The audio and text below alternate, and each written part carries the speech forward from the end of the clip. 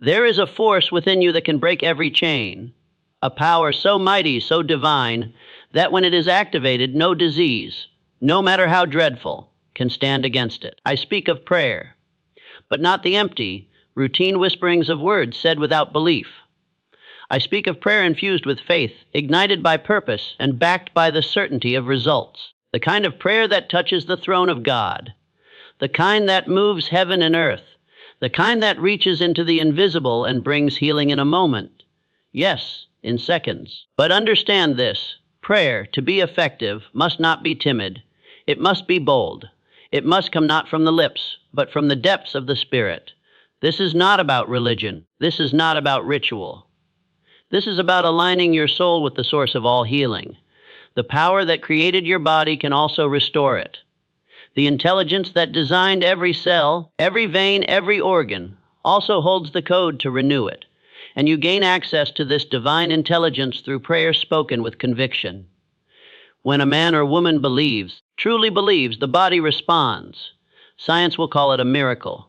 Doctors will call it spontaneous remission. But those who have tasted the power of faith-filled prayer will call it what it is: a supernatural intervention from the hand of God. But let me tell you this truth, doubt and healing cannot coexist. One must leave. You cannot harbor doubt in your mind and expect divine power to flow. You must clear the space within. Clean the altar of your mind. Remove the cobwebs of fear. Evict the thoughts of defeat. And then with a purified spirit speak. Command healing in the name of the Almighty, not as a beggar, but as a child who knows their inheritance. The world will mock this kind of faith. They will say it is irrational, that it defies logic. But let me ask you, does disease play by the rules of logic? Does cancer give notice before it arrives? Does a failing heart care about the calendar? Then why should healing wait? Why should prayer not work with the same suddenness as the disease? I say to you today, pray as though it is already done. Not as a request, but as a declaration. Speak to the sickness. Speak to the bones. Speak to the blood. Speak to every fiber of your being and say, you are healed. You are whole. You are restored by the power that made you. But hear me now. Prayer is not only words. It is the language of belief. You can speak healing with your mouth and cancel it with your thoughts. You can pray for health and still feed on worry and fear. That is a contradiction. That is like planting a seed and digging it up every morning to see if it's growing. No.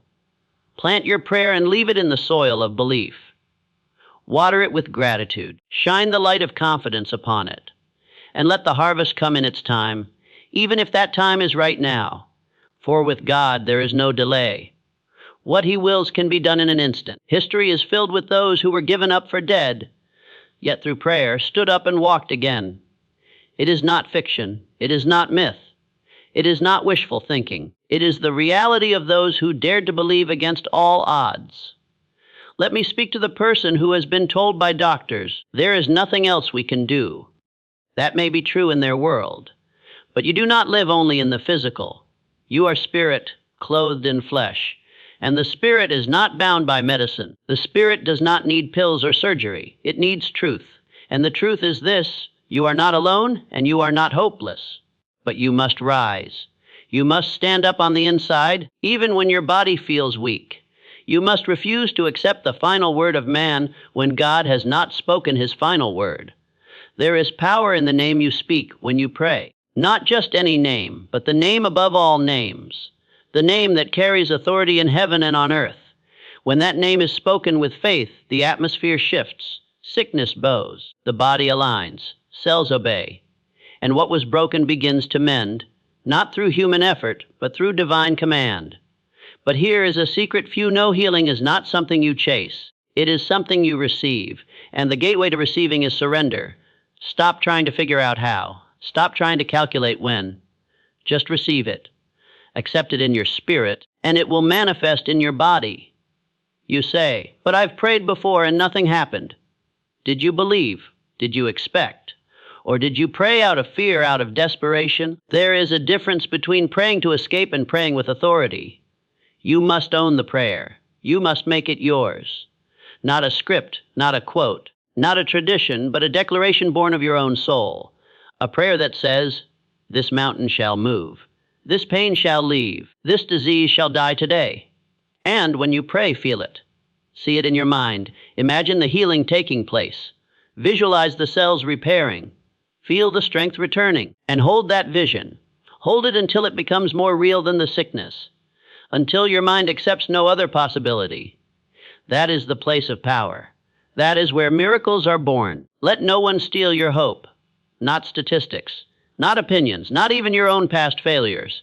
Every new moment is a new opportunity for faith. And every act of true faith summons the hand of heaven. There is someone listening right now who has been waiting for years. For a cure, for relief, for peace. But I tell you today, it can happen in seconds. Not because of who you are, but because of who He is. Not because of your worthiness, but because of His mercy. All He asks is that you believe. Not half-heartedly, not with one eye on the problem, but fully, boldly, absolutely. Because the moment your belief becomes unshakable, the miracle becomes unstoppable. And when you are healed, because you will be healed, remember to give glory where it is due. Not to the messenger, not even to the method, but to the one who formed you in your mother's womb. The one who knew every beat of your heart before you were born. The one who still holds the blueprint of your perfect health. There is no disease stronger than His word, no virus beyond His reach, no diagnosis that can override His decree. But you must activate the promise through prayer. Through relentless, fearless, unshakable prayer, not once, not twice, but until the answer breaks through, until the light shines in the dark, until the healing floods your body like living water. Stand in your authority, speak from your spirit, declare healing as your divine right, and know, without a shadow of doubt, that what you speak in faith shall come to pass, not by your power, but by the power of the one who heals in seconds. Now let me go deeper with you, because someone out there still wonders, how can I pray like this? How can I step into that place where seconds matter, where the supernatural overrides the natural, where what I say with my mouth becomes real in my body? Let me tell you, it begins with stillness. You must silence the noise inside. You must shut the doors of doubt. You must sit in the presence of the Almighty, not rushing, not begging, but resting in His power. Because when you are still, you become aware, and awareness is the first step to access. You cannot call on what you don't know you have. You cannot claim what you don't believe is yours. So the first transformation must be in your mind. You must rewire every thought that says, I'm sick, and replace it with, I am healed. You must replace every belief that says, this is permanent, with this is temporary. And you must drive out every fear that says, this will kill me, with this will lift me. The mind is the battlefield, prayer is the weapon, and faith is the victory. You must renew your thoughts until they align with the divine. No more rehearsing the symptoms. No more reading about the disease all day. No more feeding the fear with endless worry. That is not prayer. That is self-sabotage.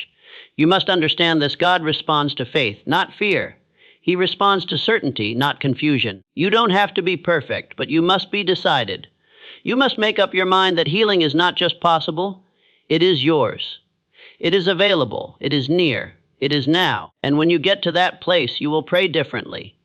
You will not cry out in panic, you will speak with power. You will say, body, be made whole. In the name of the living God, align with heaven's will. I declare it, I receive it, and I will see it. Then, do not wait to feel it before you act. No, act as if it is already done. If your leg was weak, move it. If your lungs were tight, breathe deep. If your body was tired, sit up. Show your faith by your actions, not just your words. Because when action and prayer unite, healing rushes in. And if it does not come in that first second, do not retreat. Do not doubt. Do not say, maybe it's not God's will. No, it is His will. You hold to that belief like your life depends on it. Because the delay is not denial. Sometimes the seconds are seconds in spirit, not in clock time. But the moment you believe, the process begins, and the manifestation is inevitable. I speak now to the mother praying for her child. You feel helpless. You feel powerless. But I want you to know, you are not powerless. Your prayer carries the fire of heaven. Speak over that child. Lay your hands on them. Speak life. Speak strength. Speak healing, and do not stop. Whether they are beside you or miles away, your words are not bound by distance. They move with spirit. They land where they are sent. They do the work they were meant to do. I speak now to the young man who's been suffering silently. You've told no one. You've battled in the dark. You've wondered, will I ever be free from this pain? Let me say this, yes, you will. But you must lift up your eyes. You must lift your voice. And you must let go of pride, because healing comes not through ego, but through surrender. Cry out if you must, but believe as you do. You are not weak for praying. You are wise. You are stepping into a power greater than your own. To the elderly man who's been told his time is short, I say this, do not let your age rob you of hope. God is not finished with you. He's the one who numbers your days, not the doctors. He is the one who gave you breath, and he can restore every cell in your body. Do not go quietly. Stand in faith, speak healing, and refuse to die with dreams unfulfilled. This is not wishful thinking. This is the strategy of the soul. This is the method of miracles. This is the divine law that says, ask and you shall receive. Seek and you shall find. Knock and the door shall be opened. But you must ask like one who expects an answer. You must seek like one who knows the treasure is already there. You must knock like one who refuses to walk away without what they came for. And then, lift your hands. Not in defeat, but in thanks. Give thanks before the healing comes. Thank God in advance. Praise Him while the pain is still there. That is the faith that moves mountains. That is the faith that shakes the heavens. That is the faith that commands healing in seconds. And as you walk in that faith, refuse to entertain any voice that speaks against it. Whether it comes from outside or inside, shut it down. Guard your mind like a fortress. Do not allow one thought of doubt to enter. Do not repeat what others say unless it aligns with the truth. Say this, I am healed. I am whole. I am restored. Not because I feel it, but because I know it. Not because it looks like it, but because the Word says it. That is enough. That is all I need. That is the foundation upon which miracles are built. Let this truth burn into your spirit. Healing is not something you wait for. It is something you declare. It is not something you beg for. It is something you receive. And it is not something God holds back. It is something He freely gives to those who believe. So believe. Believe boldly. Believe until every cell in your body lines up with your faith. Until your tongue, your thoughts, your posture, your walk, your vision, everything agrees with your healing. That's how it happens. That's how the blind see. That's how the paralyzed rise. That's how tumors vanish. That's how breath returns to failing lungs. That's how bodies come alive again. And it starts not in the body, but in the spirit. And from the spirit, it flows like fire, consuming sickness, purging weakness, and restoring you to the design you were created for.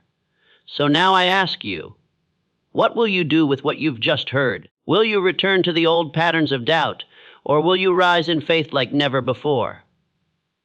Will you keep rehearsing the report of man, or will you stand on the report of heaven that says, by His stripes you are healed? This is your moment. Not tomorrow, not next week, but right now. Heaven is waiting for your agreement.